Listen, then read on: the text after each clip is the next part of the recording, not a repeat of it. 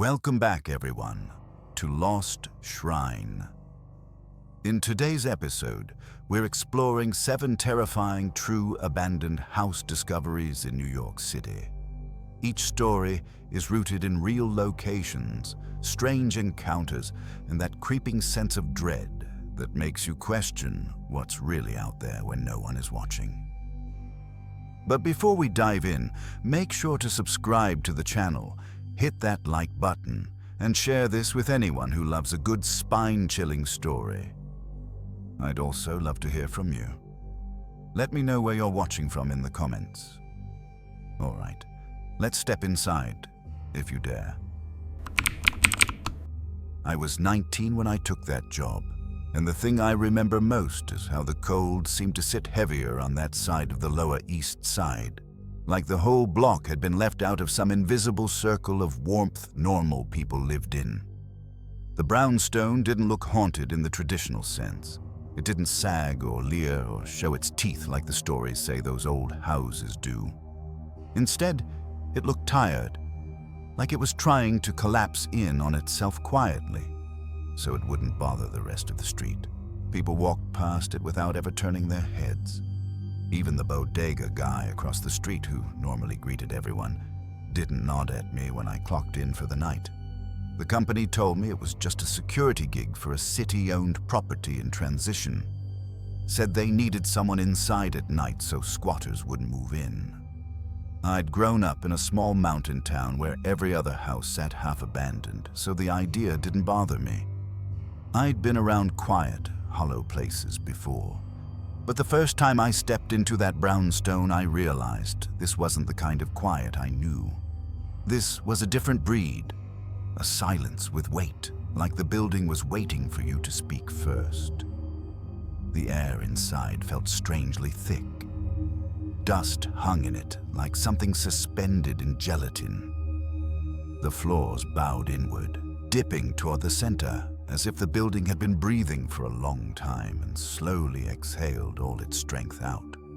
Every window was boarded from the inside, thick planks bolted into place, not nailed.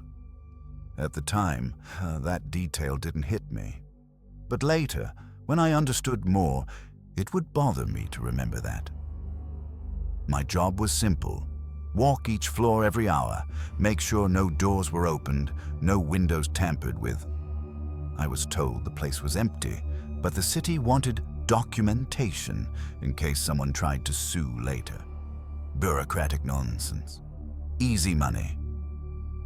The first round was uneventful. I walked with my flashlight sweeping in slow arcs. Nothing but dust, an old mattress on the 3rd floor, a demolished kitchenette. When I made it back to the lobby, I wrote down round 1 clear in the notebook I'd been given. It was during round 2 that things began to feel wrong. I'd finished the basement and was stepping back into the lobby when I heard it, a soft, slow sound behind me. I turned, thinking it was a draft shifting the plywood over the door. The front door was a massive slab of old chestnut wood, the kind built before insulation mattered. A crack ran down the center of it. I stood still and watched as the door expanded. It pushed outward, slow and deliberate, then sank back like something inside had drawn breath through the grain. I remember freezing exactly as I had years earlier, when I was 12 and saw a black bear on the trail behind our house back home. The same clench in my chest, the same soft, instinctive command. Do not move. I told myself it was pressure from outside. Old buildings shifted all the time. Air got trapped in weird places. But then came the tapping. Not on the door, inside it. Like something was knocking from within the wood itself, as though the door wasn't a door at all, but a thick outer skin. I lifted my flashlight. The beam shook. I stepped closer, telling myself not to put my eye near it, knowing damn well I would anyway. Curiosity always beats fear at that age. The wood felt warm. Not room temperature warm, body warm. And when I pressed my ear against it, Something whispered so close to the surface that the breath of it touched my eyelashes. The voice wasn't raspy or distant. It was clear, soft and pleading. "Don't let them out." I jerked back and nearly slipped on the warped floor. The whisper lingered in my ear like a breath I hadn't shaken off. The silence after was worse. It felt aware. I wanted to run. Every instinct I'd ever learned living around backwoods silence told me I'd heard something that didn't belong in the human world. But quitting meant no paycheck, and I needed that money for rent. So I wrote down possible structural pressure near entry. Will observe. I don't know who I was trying to convince. Myself, probably. I continued to the second floor. The moment my foot hit the top stair, something moved above me. Not a scamper, not the light skitter of rats or the scatter of roaches. This was slow, heavy, deliberate. A single step, spaced out, like someone testing each creaking board. They followed it upward, light beam trembling over peeling wallpaper and crumpled insulation. The air felt hotter the higher I climbed. Not warmer, hotter. As if someone had shut windows that didn't exist and trapped the heat of a summer afternoon inside a January night. On the fourth floor, I noticed something out of place. A door I didn't remember seeing on the first round. I even doubted myself, thinking maybe exhaustion had blurred the layout in my mind. The blueprint packet they'd given me showed only 3 rooms on this level. The door I was looking at made 4. It was old, cracked, and painted a darker shade than the others. The handle was brass, but dulled from years of skin oil, except no one was supposed to have lived here in at least a decade. I touched the knob. It was hot, not warm, feverish. A wave of heat pulsed through the metal, enough that I snatched my hand away. The moment I did, something on the other side pressed back on the door. First a gentle push, like someone laying their palm flat against it. Then the faintest drag, tracing along the surface as if searching for the shape of my face through the wood. I stepped backwards, stomach pulling tight. My flashlight flickered. I tried to tell myself temperature differentials could do that, but the lie felt thin, like tissue paper over a wound. Then came the sound, so soft I almost mistook it as my own pulse thudding in my ears. A slow inhale, then an exhale. The door moved with it, bowing inward and snapping back in tiny elastic pulses, like it shared the same breath as the front door downstairs. The building wasn't shifting, it wasn't settling, it was breathing. I backed down the hallway, keeping my light locked on the door in case it opened. It didn't, but something tapped twice from the inside. Polite, like it was acknowledging me. I don't remember walking down the stairs so much as suddenly finding myself in the lobby again, like my mind had skipped all the steps in between. My heart hammered. My body felt cold, but my face burned with the leftover heat from that handle. I grabbed my bag and stepped toward the exit. When I reached the front door, I stopped. The wood pulsed again, just once. A slow, expanding breath that pushed the boards outward. I didn't dare touch it. I unlocked the deadbolt and slid out through the crack I made, like someone escaping a sleeping animal's mouth. I filed a resignation email from the sidewalk at 2:17 a.m. For the next few nights, I avoided that block entirely, taking longer routes home. But New York has a way of pushing you past old fears without asking. You'll be late for a train or running an errand, and suddenly you're standing where you swore you'd never return. It wasn't until nearly 3 months later that I passed that brownstone again. The boards were still up, but they weren't flush anymore. A few bulged outward, curved like ribs pressing against thin skin. People walked by without noticing. Dogs tugged their leashes away from it. A delivery guy stopped across the street to check his phone, glancing at the place every few seconds like he felt something staring back. I didn't stop walking, didn't slow down, but my eyes lingered long enough to see something I wish I hadn't. One of the boards on the third-floor window wasn't bulging outward. It was rising, just barely. A slow, steady lift, as though something beneath it was inhaling deeply after being held still for too long. Maybe it was pressure, maybe heat, maybe the same structural nonsense I used to tell myself to believe. But as I hurried away, heart punching against my ribs, I heard something I had not heard since that night. Not a voice, not a whisper, just a single soft knock. Polite, patient, and waiting. I still don't know why we picked that place.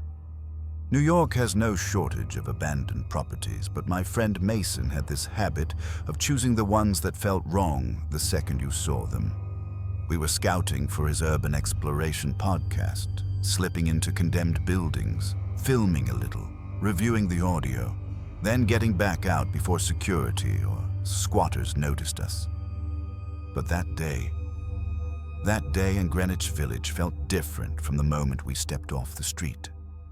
The townhouse looked dead. Not empty. Dead.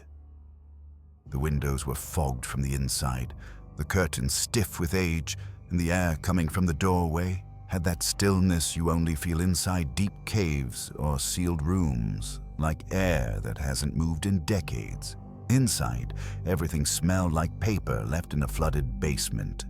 The place was dust-heavy, thick enough that breathing felt like drinking chalk. Wallpaper peeled in long curls that swayed even though there was no draft.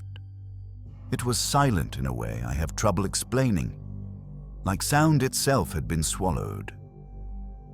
No city noise seeped through the walls, no floorboards creaked, even our footsteps seemed hushed, like the air didn't want to carry them.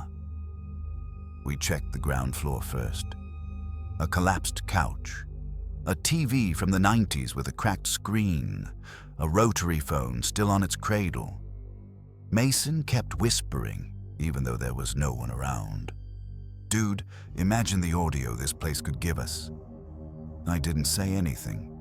My stomach had been tight since we stepped in, and I couldn't shake the feeling that the air was watching us, like the house didn't like being disturbed. We moved toward the staircase. That was the moment everything went wrong.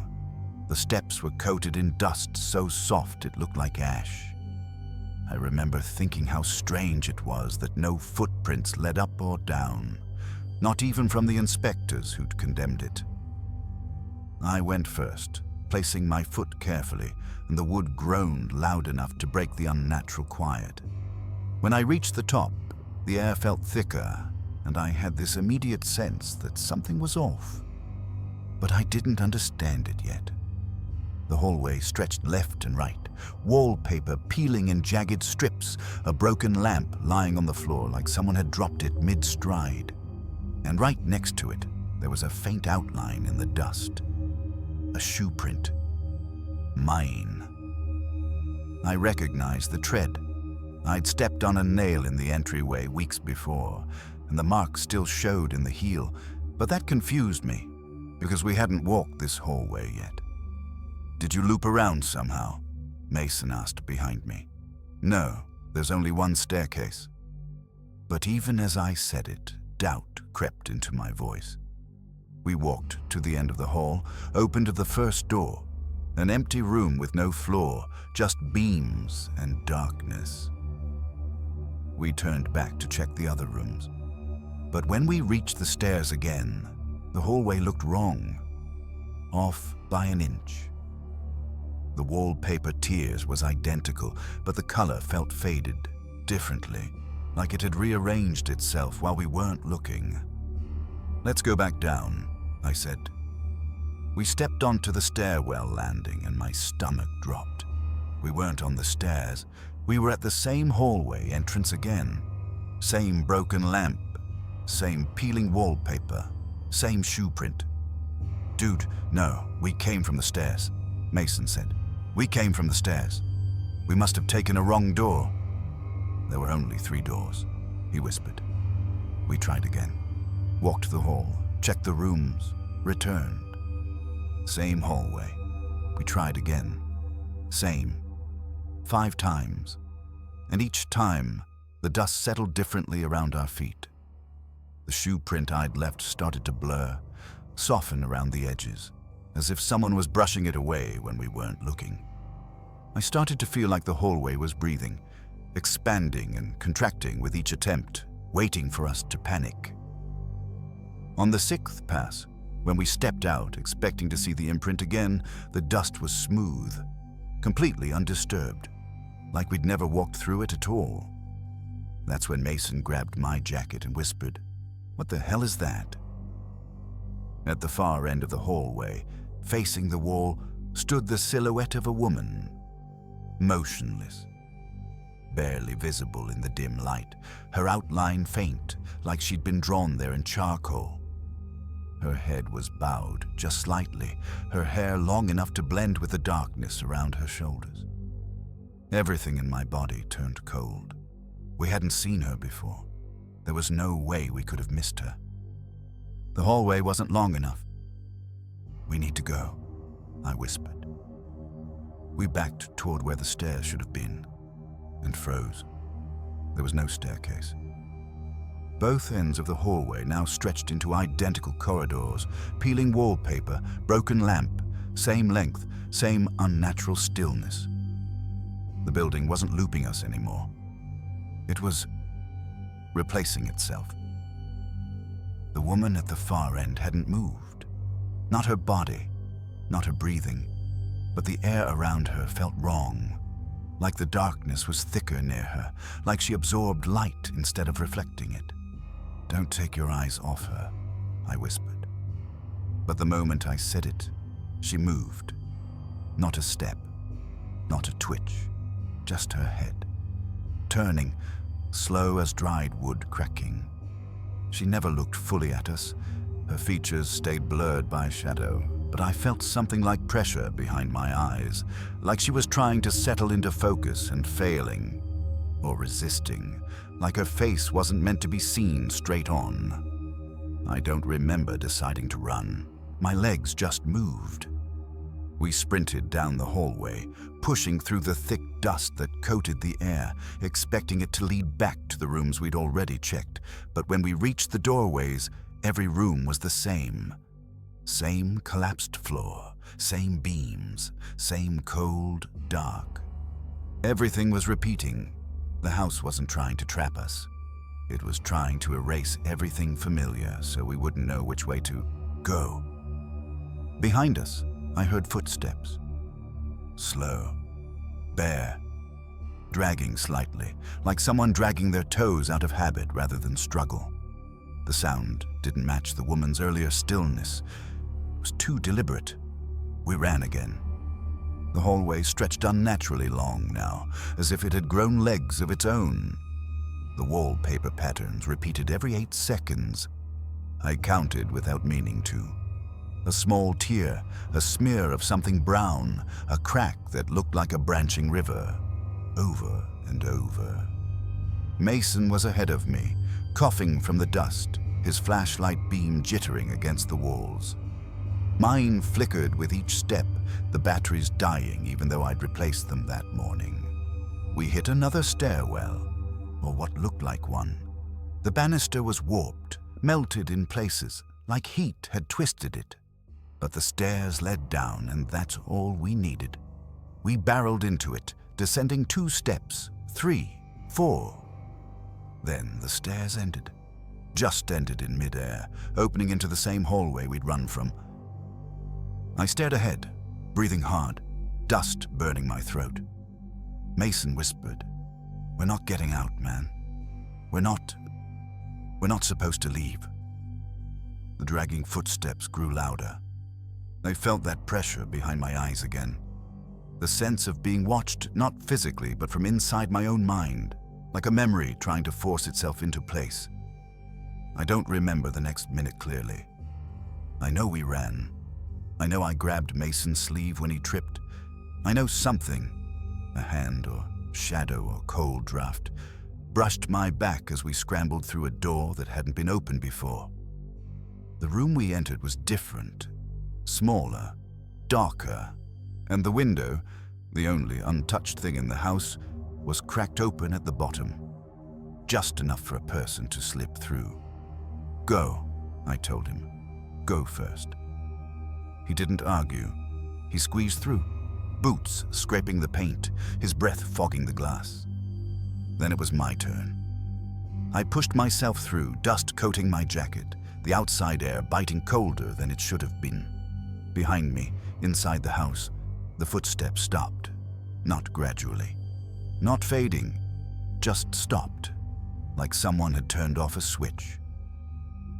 When I hit the pavement outside, the sun was lower. I don't remember how long we'd been inside, but it felt like hours. The townhouse looked normal again from the street. Dirty, condemned, forgettable. No signs of looping hallways. No silhouette in the window. We never talked about what happened at the end of the hall. Sometimes at night, when everything's quiet and the world feels still, I swear I hear dragging footsteps behind me. Not close, not immediate, just tracing my route, a few steps behind, like someone walking a hallway that isn't supposed to end. And every now and then, when I turn around, the air behind me feels smoother, like dust that's been wiped clean. I wasn't supposed to be in that house.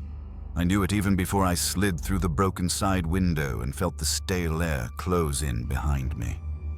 13 years abandoned doesn't sound like much until you're standing inside the place, smelling the rot in the walls, feeling the weight of whatever happened there pressing down on you like a hand between your shoulder blades. I remember crouching right there on the window ledge, trying not to breathe too loudly, letting my eyes adjust. The street outside felt 100 miles away. Even the traffic, constant and angry in that part of Queens, sounded softer, like something didn't want noise creeping in. The floor was coated in dust. Not just a thin film either. More like a padded layer that had settled year after year without anyone disturbing it. That's what made the single drag mark stand out so sharply. It cut across the living room in a dead straight line, like someone had been pulled through here by their ankles. No footprints, no boot marks. Just that line, slightly indented, as if whatever made it had weight. I told myself not to be stupid. Houses settle. Vermin move things. People break in. There was always an explanation, even if it wasn't a good one. But the truth is, I wasn't in that house because I wanted to explore it. I wasn't a thrill seeker, not some kid chasing ghost stories. I had been looking for copper wire to sell, maybe some abandoned appliances in the basement. I'd been doing that since I got laid off. Wasn't proud of it, but the bills didn't care about pride. So I followed the drag mark. The basement door was half open. Cold air seeped up from the gap like the house was exhaling straight into my face. My hand shook when I reached for the knob. It wasn't fear yet. Just that strange unease you feel when a place is too quiet for its own good. Halfway down the stairs, my flashlight flickered. I slapped it once and it steadied, the weak beam cutting through the dark far enough to show me the floor. Concrete, bare. And in the center of the room, illuminated like some kind of grim spotlight, was a mattress. Stained, sunken, wrong. There was nothing else down there. No shelving, no boxes, no tools. It was like someone had emptied the basement except for that one thing, then dragged it into the center of the room and left it. I should have gone back upstairs. I knew that, but I kept descending, slow as winter. Every step felt heavier than the last. When my boots hit the concrete, the smell hit me. Old sweat, mildew, something metallic underneath. The kind of smell that clings to people who haven't washed in weeks. Except there was no one down there. I walked toward the mattress anyway. I don't know why. Curiosity, stupidity, or maybe that same pull that brings a moth too close to a flame. The closer I got, the colder the air felt. My breath didn't fog, but the temperature change was sudden enough that I rubbed my arms without thinking. Then, the mattress moved. Not much. Not dramatically. Just a small, subtle sinking on the left side, as if someone lying inside had shifted their weight, trying to get more comfortable, or trying to turn toward me. I froze. The beam of my flashlight trembled across the stained surface. Rats, I whispered to myself, though I'd never heard of rats living inside a sealed mattress. Springs settling, maybe. Maybe pressure from the damp floor. Then I heard it. Breathing. Slow at first. Heavy. Wet. Like the lungs producing it were struggling with every inhale. It didn't come from beneath the bed or behind it. No. It came from inside the mattress. Hollow and muffled. Like someone had been sewn in and was now fighting for air. My legs wanted to move, but my mind lagged behind, trying to rationalize. There was no one in the house. No one had been in the house. People don't disappear for 13 years and come back as breathing lumps inside old bedding. But the breathing grew faster, not frantic yet, but urgent. Like whoever or whatever was inside could sense me and was trying to get my attention. I stepped back and the mattress breathed in. The sound was unmistakably human. I stumbled, hitting my shoulder against the wall hard enough to knock dust loose. The particles drifted past my flashlight beam like falling ash. "Hello?" I said before I could stop myself. The breathing caught, paused, then shifted. The exact center of the mattress rose, forming a bulge about the size of a hand pressing upward. The fingertips showed through first, 5 small protrusions stretching the dirty fabric until I thought it would tear. The skin beneath was pale enough to glow through the material. I didn't wait for anything else. I ran, but the basement stairs felt too long, like they were stretching with every step. My boots slipped once, nearly sending me tumbling backward. I caught myself on the railing, heart pounding so hard it drowned the breathing behind me. Until it didn't.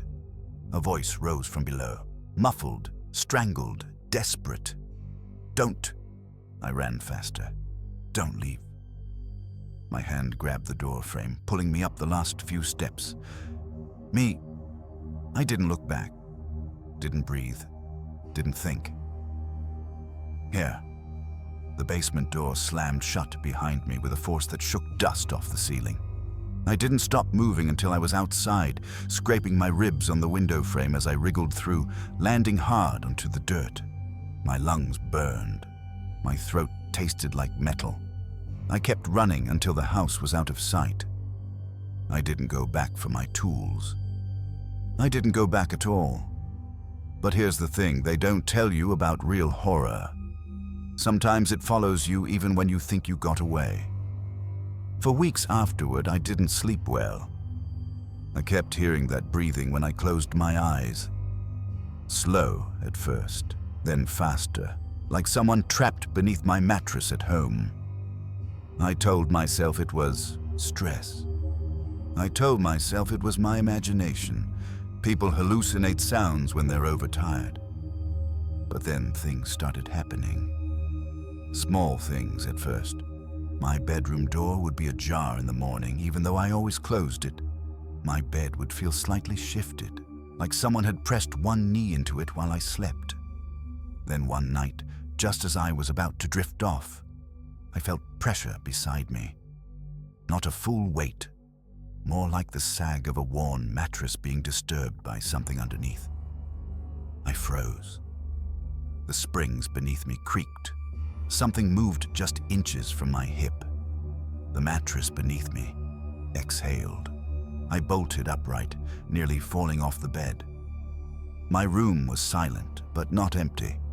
That same coldness from the basement crept through the air, settling on my skin. I shoved the mattress off the frame and dragged it outside that very night. hauled it all the way to the alley, and left it leaning against the dumpster. I watched it for a long time, half expecting it to breathe again. It didn't, but I didn't go back inside until dawn. I keep thinking about that house, about the drag mark leading to the basement, about how the mattress was perfectly centered in the room, like it had been placed on display, like someone wanted it to be found. I've wondered, in the quiet moments, whether the thing inside was ever a person, whether they'd been left there by someone else or climbed in themselves, whether they'd been begging for help or begging for something else entirely. I haven't stepped foot in that neighborhood since, but sometimes, driving at night, I'll pass by houses that look just as abandoned, just as quiet, and I always think the same thing. Somewhere in Queens, in some basement no one visits, that mattress is still there, still sealed, still stained, still breathing, and whatever's inside, still waiting for someone to hear it. I still don't know why I went into that house. I wasn't a thrill seeker, not the kind of guy who hunts abandoned places for fun. I was living in Harlem at the time, barely scraping by, working nights at a warehouse, sleeping days in a cramped room that smelled like dust and old radiator steam. That townhouse had nothing to do with me.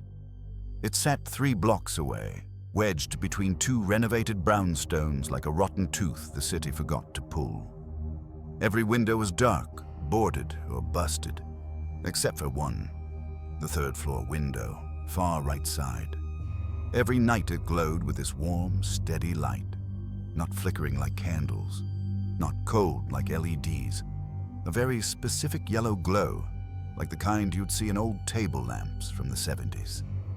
The house had been abandoned for over a decade. Everyone in the neighborhood said so. Yet that one room stayed lit, rain or shine, blackout or not. People crossed the street to avoid it. Kids wouldn't walk past it, even in groups.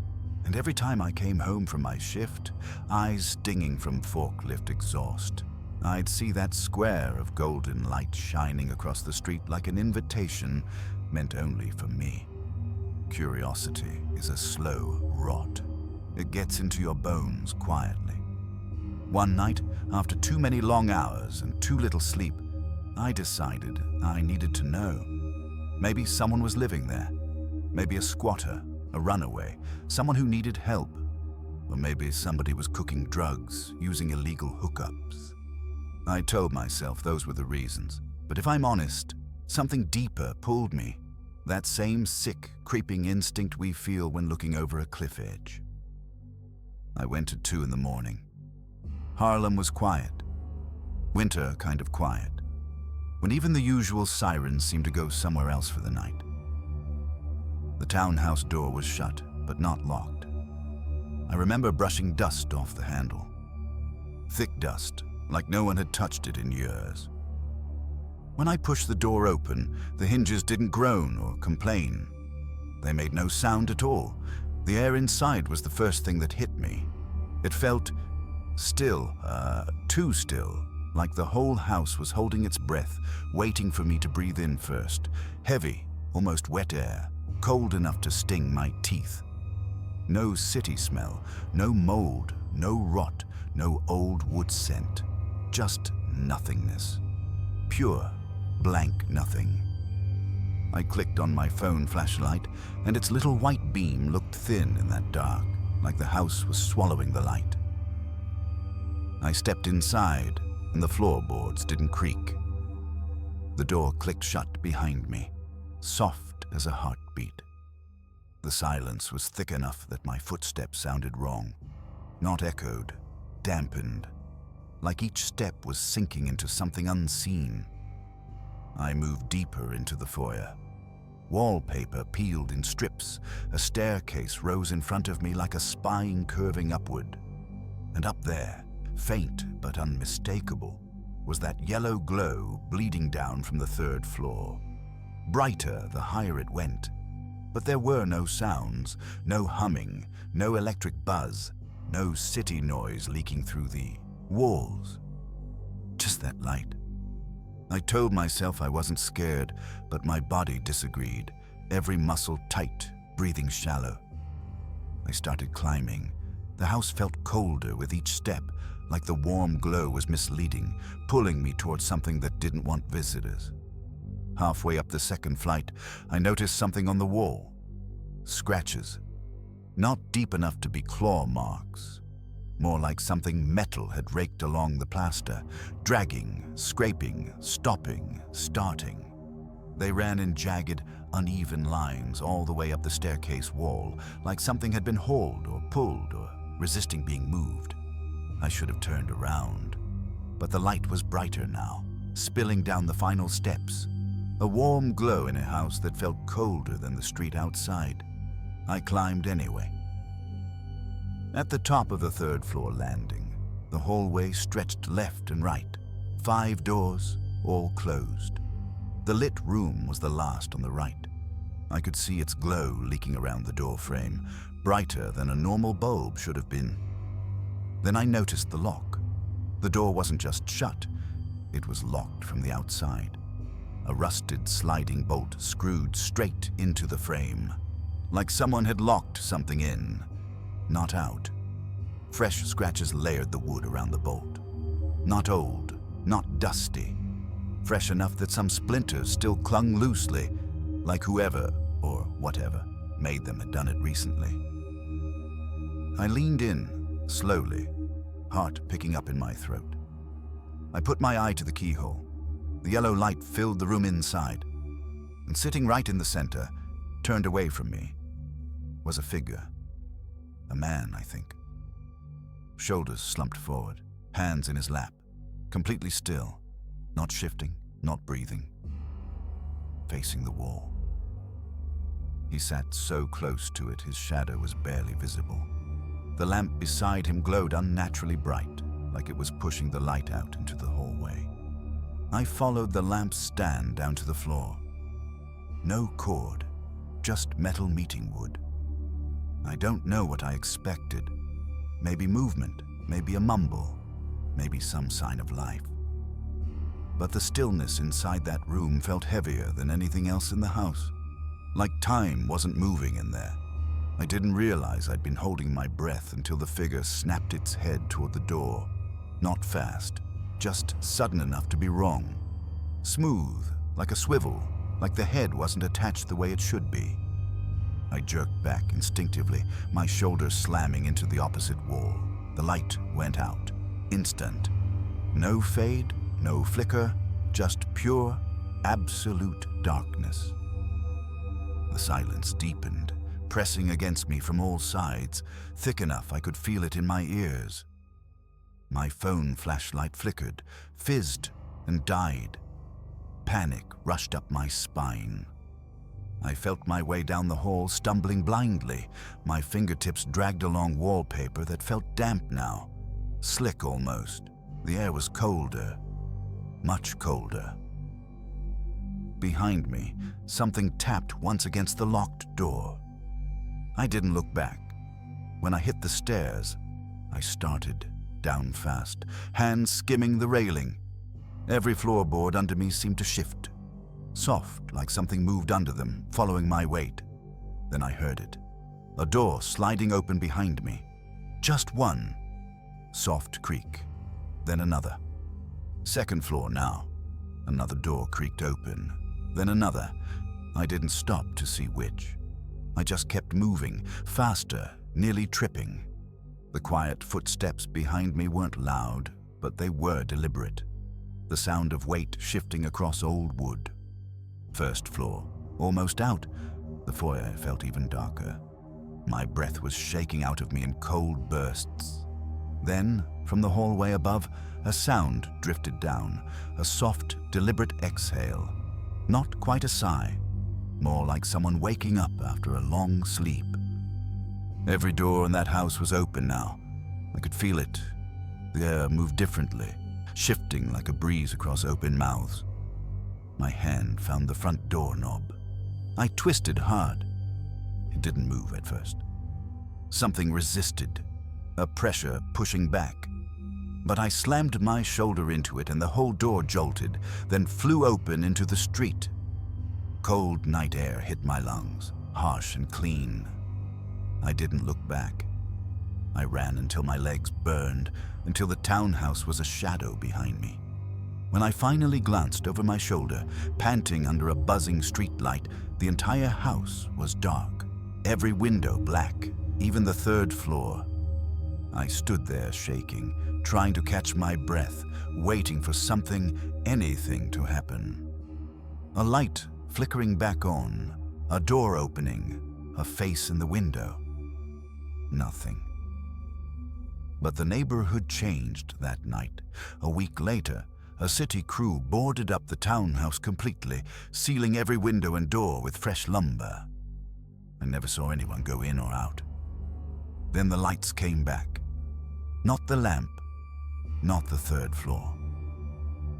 This time, the glow started on the first floor. A warm yellow light, steady and silent, shining through the cracks of the boarded-up windows like someone inside was walking room to room. I moved away a month later. I still pass through Harlem sometimes, and I always avoid that block, but I hear things. Neighbors say the house lights up differently now. Sometimes second floor, sometimes basement, sometimes all at once. But the third floor room, that one stays dark. Completely dark. Like whatever was in there found someplace else in the house to sit and wait. I've worked in a lot of old homes. Not the fancy brownstones people renovate to flip for a couple million, but the ones that have been sitting empty for decades, the ones the city forgets about until someone files a complaint. Pre-war places with sagging frames, dusty stairwells, and that smell people never talk about, like old iron and wet fabric. I was usually alone when I did these surveys. It saved time, and honestly, I preferred it that way. You start getting used to the quiet. You start thinking of it like a companion, a blanket you wrap around yourself while you move through these dead places. But that house on Claremont Avenue, I still wish I'd never walked inside. It was a narrow 3-story row house wedged between two buildings that had already been gutted. The contractor handed me the keys and the work order without much thought. He joked that these old Brooklyn homes were like cold coffins. Once you shut the door, the world outside disappeared. I didn't laugh. The moment he said it, something inside me turned, like a warning bell buried under years of dust. I remember pushing open the door and feeling the air shift. Most abandoned houses breathe in when you enter, stirring up stale dust and cold drafts. This one didn't. It felt sealed, like everything in it was holding its breath, waiting for me to take mine. The front room had that faded mint wallpaper that used to be popular in the late 30s. Floral patterns curling at the corners, staining in odd places. I took a few initial shots with my camera, the flash bouncing off the cracked plaster. The floors groaned under my boots with this deep, tired ache, almost like the house was reacting to me. I kept moving from room to room, noting structural damage. The place was stable enough, just neglected. But when I stepped into what must have been a child's bedroom, the entire mood shifted. Quiet didn't feel comforting anymore. It felt watchful. The wallpaper in that room didn't match the rest of the house. It was a soft pastel yellow with tiny wildflowers scattered across it. It reminded me of something you'd see in an Appalachian cabin where the mother had tried to make things sweet for her kid despite life being hard. Except here, the flowers were faded to the color of old bones. And the longer I looked, the more I noticed shapes between the petals, shadows pressed into the wall. I lifted my camera to take a picture and paused. Right in the middle of the far wall, above where a twin bed must have once sat, was the faint outline of a small face. Not drawn, not printed. Pushed outward. A soft bump, no bigger than a grapefruit, shaped just enough like a child's features to make my throat tighten. Tiny nose, gentle curve of the cheeks, lips parted as if whispering something you'd need to lean in close to hear. I swallowed and stepped forward. At first, I convinced myself it was just plaster swelling underneath. Water damage does strange things. But when I got close, my breath fogged lightly against the wallpaper because the bump was cold. Too cold. That kind of cold that doesn't belong in a room without ventilation. I leaned in just a bit, and I don't know why. Curiosity or stupidity or something deeper, but I put my ear near it. That's when I heard it. A whisper so faint it felt like my imagination was forming it rather than my ears picking it up. "Don't peel it." I jerked back hard, hitting the opposite wall with my shoulder. My camera swung against my chest and thumped loudly in the stillness. The whisper stopped, but those parted lips. For a second, I could have sworn I saw them move. My first instinct, the honest one, was to get out, to walk straight down those stairs and into the sunlight. But you don't just walk out on a job like that. People already treat this kind of work like ghost hunting nonsense.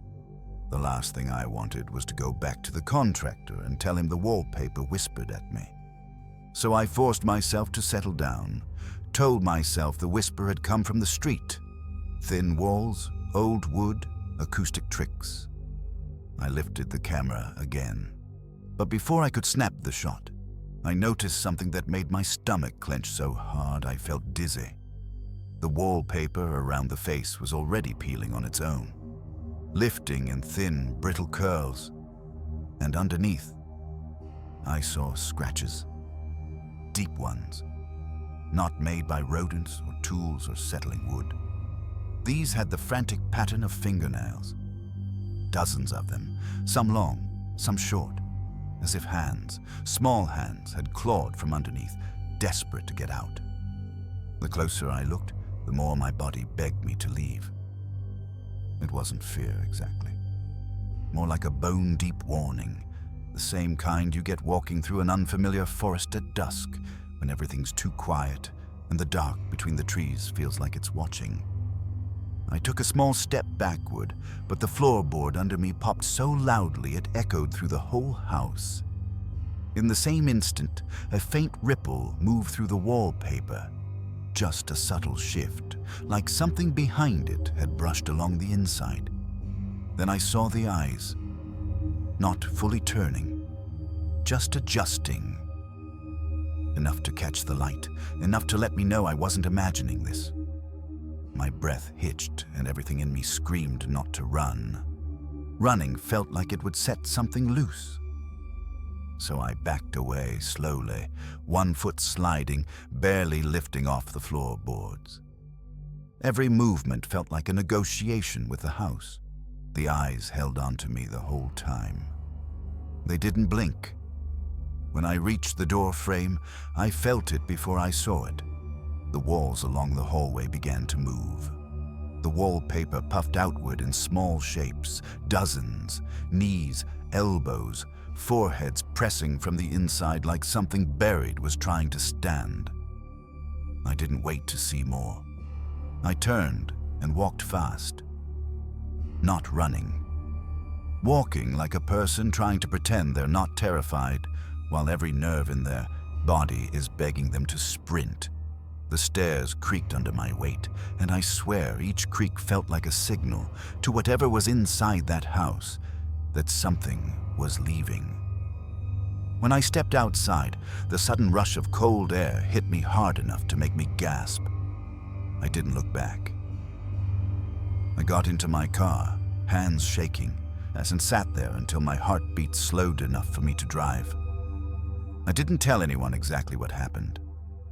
I couldn't. But I did tell my supervisor the house needed another look before renovation crews entered. When we went back 2 days later, I braced myself for that bedroom, braced for those eyes. But the wallpaper was smooth, perfectly smooth. No bumps, no impressions, no peeling edges, no claw marks, nothing. The flowers looked brighter somehow, like they had been washed clean. The whole room felt lighter, almost cheerful. My supervisor laughed when I said the wallpaper seemed newer. He didn't see the way my hands trembled. He didn't hear the tiny exhale I heard when I walked past the wall, the soft sound of something relieved or disappointed. I tried to convince myself it was exhaustion. Long hours, too much isolation in too many dead homes. But there was one thing I couldn't shake, one thing that still crawls beneath my skin. As we walked out, my supervisor tapped the floral wallpaper and said, "Feels solid. Weird you thought it was peeling."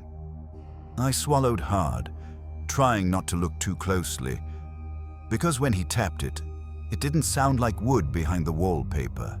It sounded hollow. And sometimes, nights when I'm half asleep and the house is quiet, I hear a whisper in the dark, small and strained, like a child speaking through a thin layer of paper. Don't peel it.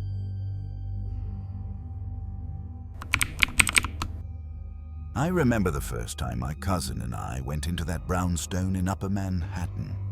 It had been abandoned for years, decades maybe, and the city had been trying to tear it down, but nothing ever seemed to happen. You could feel the weight of the building, even from the sidewalk. Brickwork crumbling, windows like dark, unblinking eyes, and the front door hanging crookedly on its hinges. The air around it smelled like damp stone and rot, the kind of smell that sticks in your nose long after you've left. My cousin dared me to go inside. I didn't really want to, but I couldn't let him go alone. The inside was worse than I imagined. The floors sagged under the slightest weight. Walls leaned inward like the house itself was collapsing, trying to hide whatever it had kept secret all those years. Sunlight cut through the broken windows in dusty slats, casting long rectangles of light across the floor. Every step we took echoed too loudly in the empty rooms, bouncing off the peeling wallpaper, mixing with the groaning of the building until it sounded like the house was breathing. We found a staircase on the first floor, a narrow wooden thing that bent under our weight before we even got halfway up. The wood creaked like it had a memory, like it remembered every footstep that had ever pressed against it. The first step I took up felt wrong. There was a stiffness, a resistance, as though the staircase didn't want to bear my weight, and I froze for a second, looking down at my cousin. He shrugged, whispering, "It's just old wood." But then we both noticed it. Just as we lifted our feet to take the next step, the bottom of the staircase seemed to stretch, elongating as though it were growing behind us. I rubbed my eyes, thinking it was a trick of the light or my imagination. My cousin didn't say anything.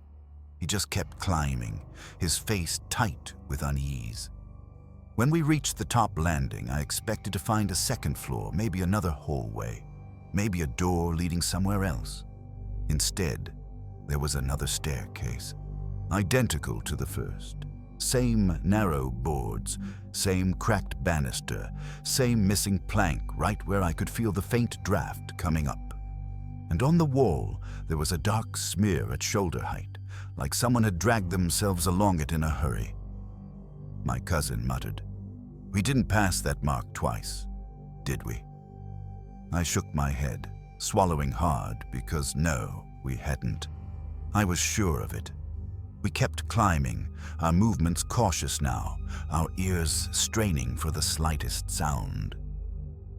Each new landing was the same, peeling green paint flaking off the walls, the air cooler and damper than the last landing, and the faint echo of our own breathing returning a second too late, like the house had recorded it and was playing it back for us. The staircases twisted and climbed, but the top never seemed to arrive. Every landing was identical. I couldn't tell if we were ascending or just walking in circles inside. Some loop that the house had laid out for us? By the fourth landing, something changed. We were halfway up the next staircase when we heard it. Footsteps. Slow, heavy, deliberate, coming from behind us. Not a tap or a scuff, but a dragging step, like someone who couldn't lift their feet properly. My cousin froze and whispered my name, and I wanted to tell him it was probably a rat or some animal trapped in the wood, but even as I opened my mouth, my gut told me this was something else. Something bigger, something moving with intent. We turned around together, and the bottom of the staircase was gone. Where we expected the next landing, the floor, the boards, even the banister, there was nothing but another landing identical to the one we were on. I could see the green paint flaking in the exact same pattern as the landing below, the same dark streak on the wall at shoulder height. My stomach knotted, my chest tight, because now it wasn't just the house playing tricks. It was actively trying to trap us. We climbed faster, though my legs felt like they had turned to lead. Every step made the wood groan, as if complaining, but it also seemed to be urging us on, pulling us higher. I swear I could hear something else moving behind us. Something that wasn't quite human. The dragging steps continued, slower now, measured, methodical, echoing in a rhythm that made my teeth ache. I wanted to turn and look again, but I couldn't. Every time I glanced backward, the staircase seemed to stretch again, extending endlessly into shadows I couldn't define. Then we made a mistake. One of us, I can't remember who, stepped on a weak plank, and it snapped under our weight. The sound made the footsteps behind us pause. There was a silence then, too sharp and sudden, and I could feel the house itself holding its breath. And then the steps started again, closer, sharper, almost dragging along the same boards we had just climbed. My cousin grabbed my arm, his eyes wide and panicked. I didn't need him to say anything.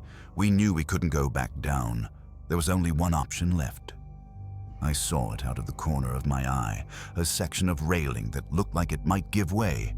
Without thinking, we jumped, letting ourselves crash through rotten drywall, the splinters cutting our arms and faces, and hit the floor below. Pain shot through me, every bone rattled. The wind knocked out of me so hard I couldn't draw a proper breath. My cousin groaned somewhere nearby, and I crawled toward him, feeling the floorboards shift beneath my hands. When we finally sat up, trying to take stock, the staircase behind us ended abruptly. There was no sign it had ever stretched, no hint that it had ever existed in that configuration. The boards were just boards, the landing just a landing. Nothing moved, nothing breathed. We didn't speak much after that.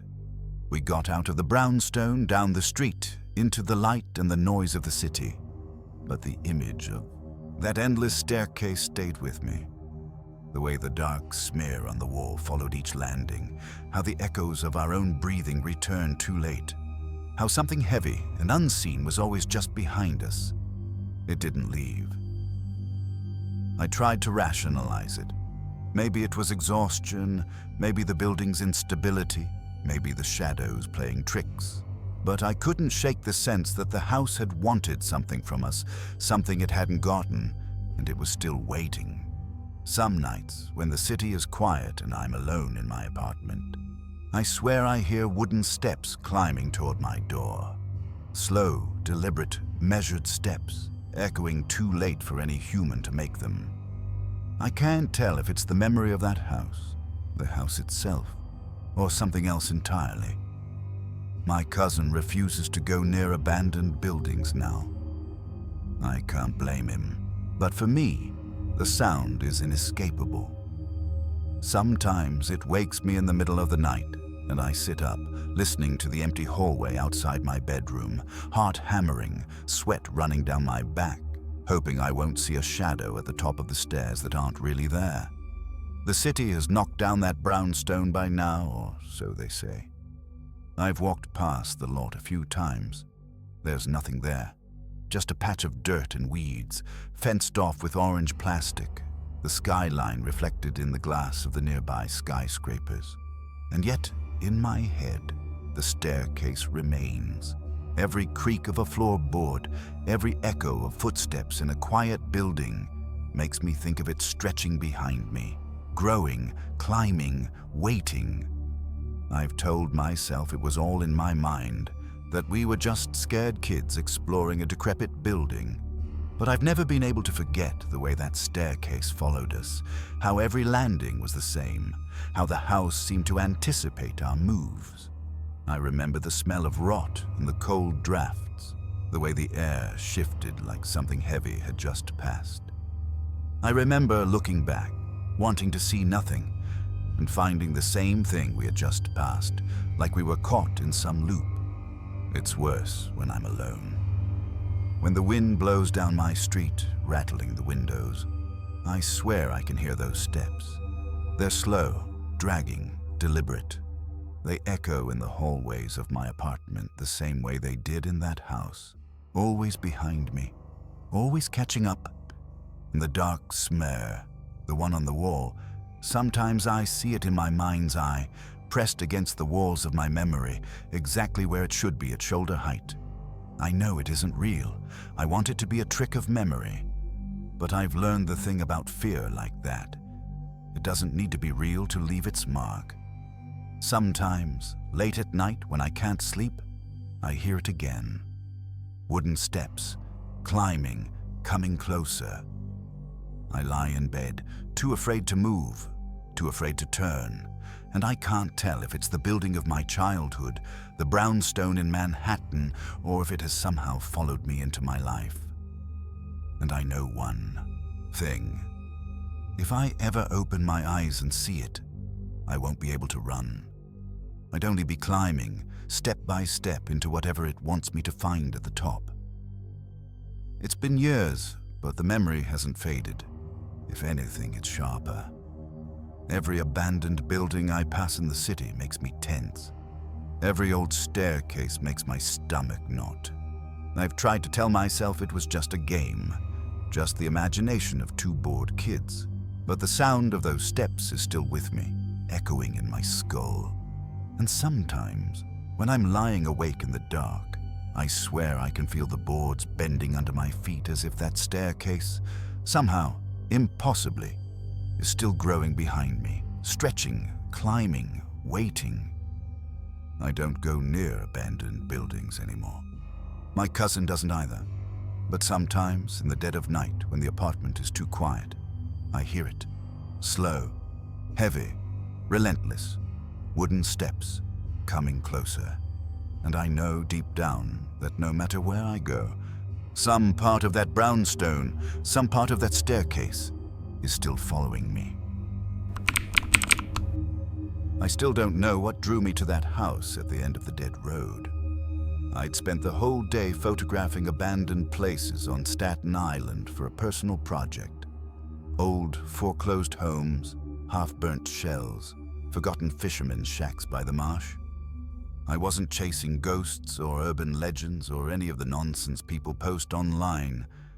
I just liked capturing places that still held pieces of the past in their walls. But even before I turned onto that road, something felt wrong.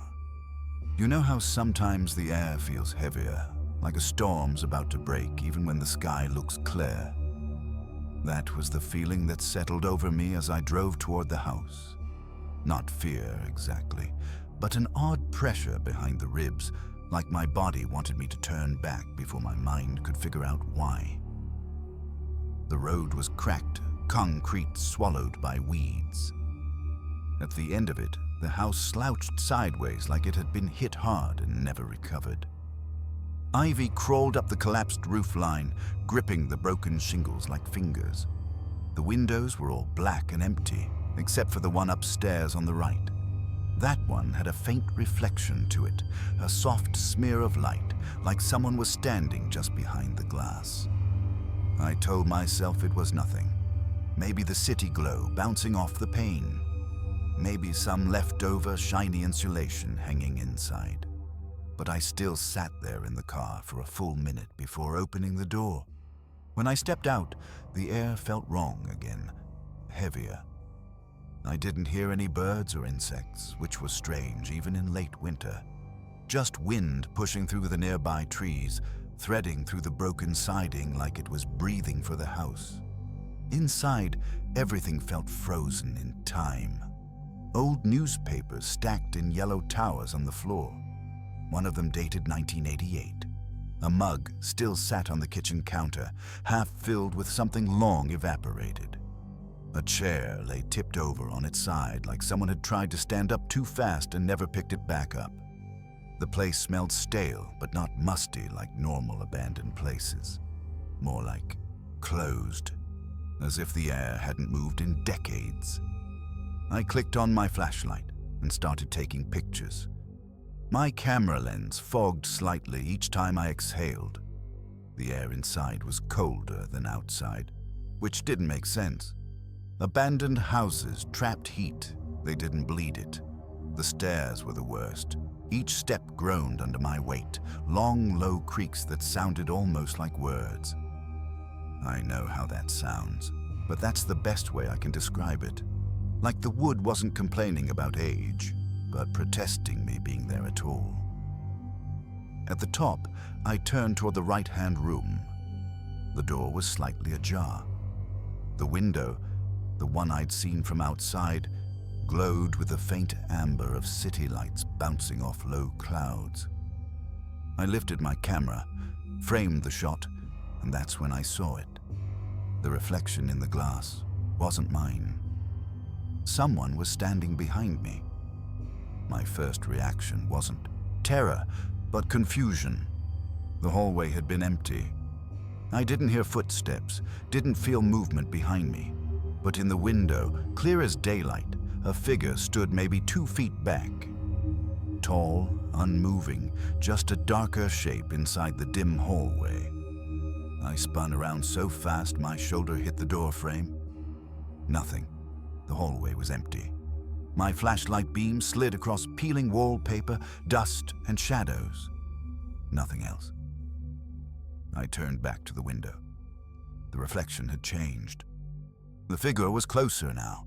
Closer to the glass. Closer to me. I stepped back. The reflection didn't. My stomach dropped. You ever feel your body suddenly go cold from the inside out? Like your organs know something before your brain catches up?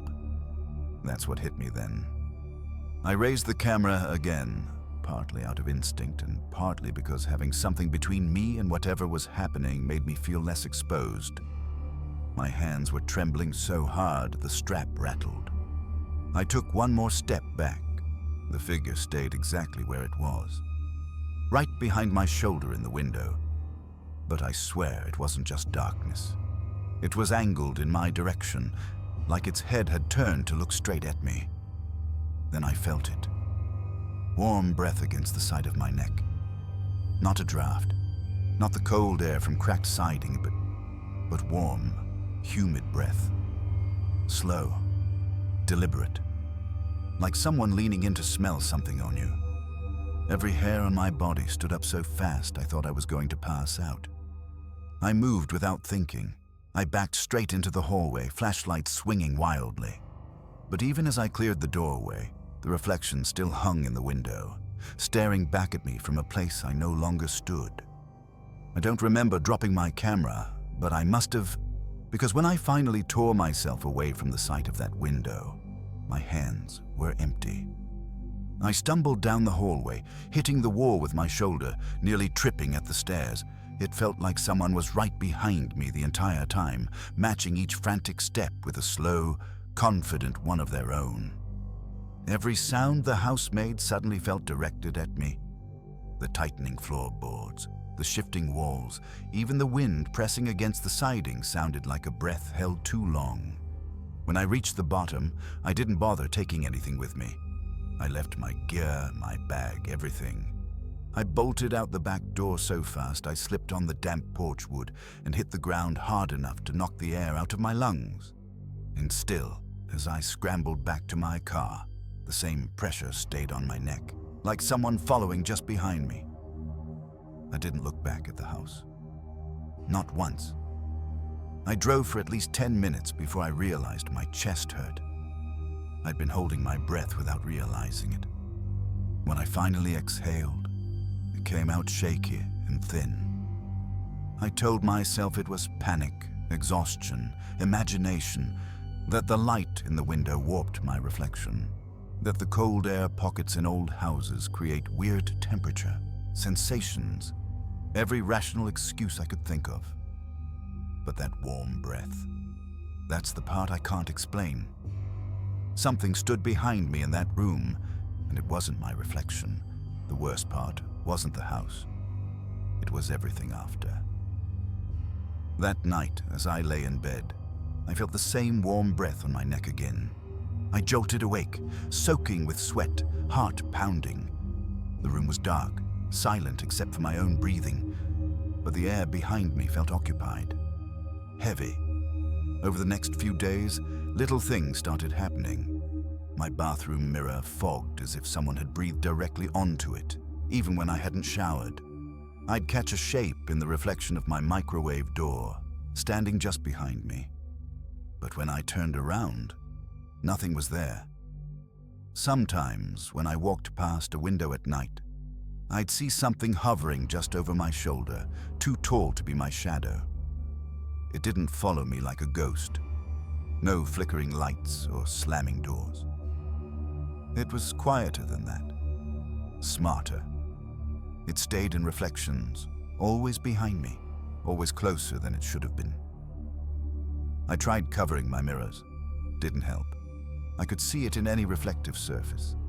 The black of my turned-off TV, the gloss on a picture frame, even the sheen of water in the sink. I started avoiding reflections altogether, turning my head away, shielding my eyes with my hand. But sometimes, even with my eyes closed, I'd feel it leaning in, breath stirring the hair by my ear. The last time it happened, the reason I'm telling you this, was last week. I woke up around 3 a.m., not from a nightmare, not from a noise. Just woke up. The air felt tight, like someone standing too close in a narrow elevator. Something told me to look at the window across the room. Not outside it, at the glass itself. And there it was. Not my reflection. It's right behind me in the glass, even though I was facing the window, shoulders hunched, head tilted, closer than it had ever been. Close enough that I could make out the faint suggestion of a mouth, open slightly, like it was whispering something I couldn't hear. I didn't move. I couldn't. I just stared at that window while my body went cold with the kind of fear that feels ancient, baked into your bones before you were born. And then, slowly, the reflection leaned forward. Not toward the glass. Toward me. I felt breath on my neck again, warm this time. Wet. I don't remember falling asleep after that. I don't remember closing my eyes. All I know is that when the sun came up, I was still sitting upright in bed, staring at that window, too afraid to turn around. People ask why I haven't gone back for my camera, my gear, anything I left behind. But the truth is, something from that house came out with me. And whatever it is, it still stands behind me in every reflection I see. I don't think it's waiting for anything. I think it's learning me.